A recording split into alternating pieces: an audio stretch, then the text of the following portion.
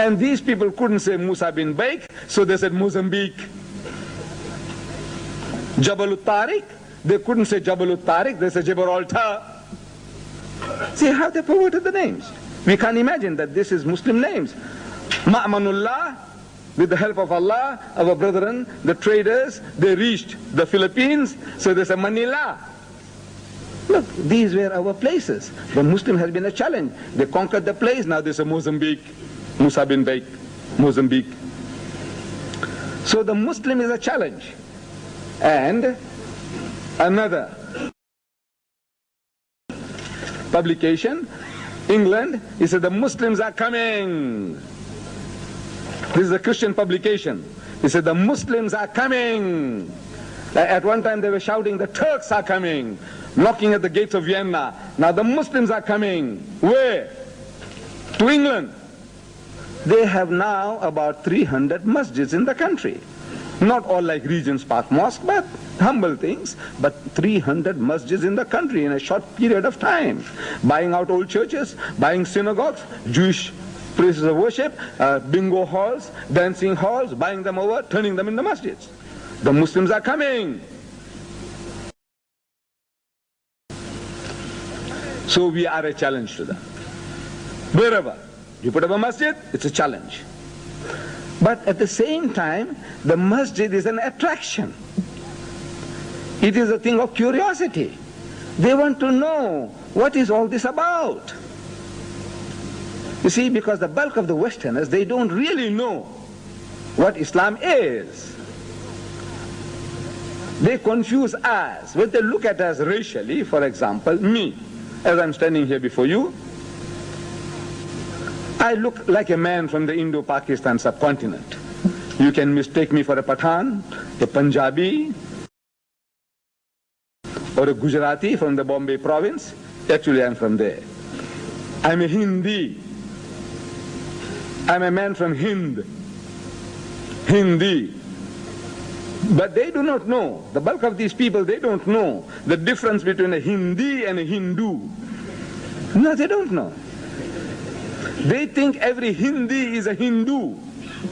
See, Hindu is a person who follows a certain religious ideology.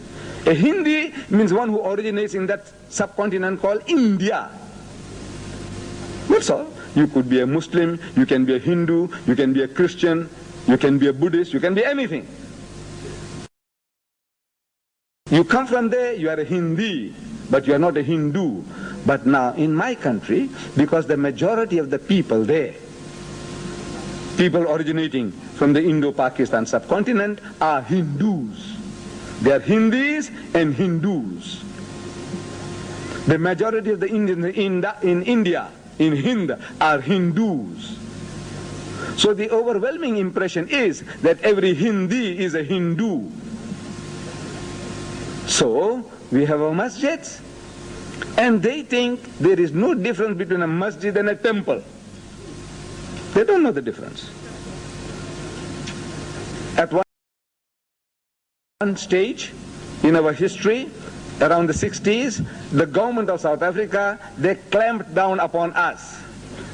See, we had just started growing wings, and we started delivering lectures in the city halls of Durban, Johannesburg, Cape Town. These are the big centers. And the city halls are all in white areas, European areas. So we started delivering lectures on a comparative basis. What the Bible says about Muhammad. Muhammad, the natural successor of Christ. Muhammad, the greatest. Christ in Islam. Was Christ crucified? And on.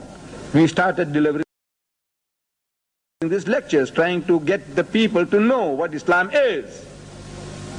And they clamped down, not because of us, but under their own philosophy of separating the races. They call apartheid, keeping people apart. They said, no more, you can't go to the city halls, you black people. We are black people. I'm a black man in South Africa. You see, our chairman is a black man. No, it's not the color of your skin. It's got nothing to do with the color of your skin. It's where you originate. Your origin, your fertilizer, where did it come from? If it came from Europe,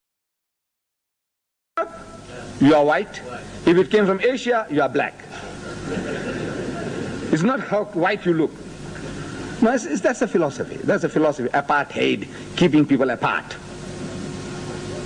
So under that philosophy, they says no more city halls for the black people. You need a special permit, a special license to go there. So they put stumbling blocks now to get this special license is very difficult. So he said, now look, necessity is the mother of invention. We need to deliver the message, and now they have blocked us. What are we going to do? So he said, now what we are going to do, we are going to advertise the masjid. The masjid, we're going to advertise our masjid. They can't stop us there. That's our masjid. So we advertise the masjid. In the brochure, they reproduce, the municipality, they reproduce for tourists. The places you can visit in my city, for example, they say, visit the ice dome, visit the snake park, visit, the native reserve, and on and on. So in that we put our little advert saying, visit the largest mosque in the southern hemisphere. Our masjid in Durban, we are claiming, we are boasting that it is the largest south of the equator, because there are hardly any Muslim countries south of the equator. Most of them are north of the equator. So we can boast. On Fridays we get a congregation of 4,000 people, 4,000 Muslims.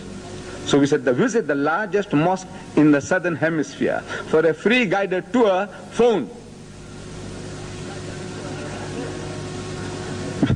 Phone, and we give the phone number.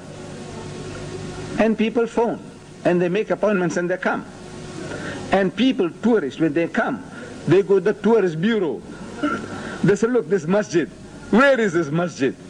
So they'll direct, you see, you go this way, that way, and the masjid, you'll see it there, in the street, from far away, you'll see the minaret. Another man, another group, they say, look, the masjid, this mosque, where is the mosque? He said, look, you go like this, like that, and then you will see, a big minaret, you go there. So people are inquiring about the mosque, the mosque, the mosque. So these people, white people, are business-like people. They say, hey, this is opportunity for doing business. See, people want to go to the mosque, they want to go to the mosque. They say, now we will put the mosque on its tours. So they created a special tour called the Oriental Tour.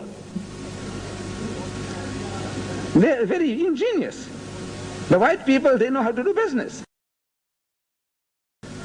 If there is a hunger for anything, they said, look, we'll provide, we will sell, we will do business. So they created what is called the Oriental Tour. In the Oriental Tour, the first place they come to is the masjid. From there they go to the Indian market, where they buy curios and spices. From there they go to a place 5 miles out of town, where they have tea and cakes, and they show the elite Indian area. Then they drive down to the Amgeni River, and on the river bank they end off in a place called Amgeni Road, and in Amgeni Road the largest temple in South Africa is there. The largest masjid south of the equator is in Durban, and the largest temple south of the equator, in South Africa is also in Durban. So people come. Now, when they read about a mosque, they do not know the difference between a mosque and a temple. They think maybe this is a synonymous term, different word meaning the same thing. So they come. They come along because they want to be entertained. They want to see something nice and funny in the masjids. That is their objective. They want to be entertained. So they come, and it becomes our duty to receive these people, the tourists, explain to them what goes on, and we give them free literature. Free literature. It's an opportunity for us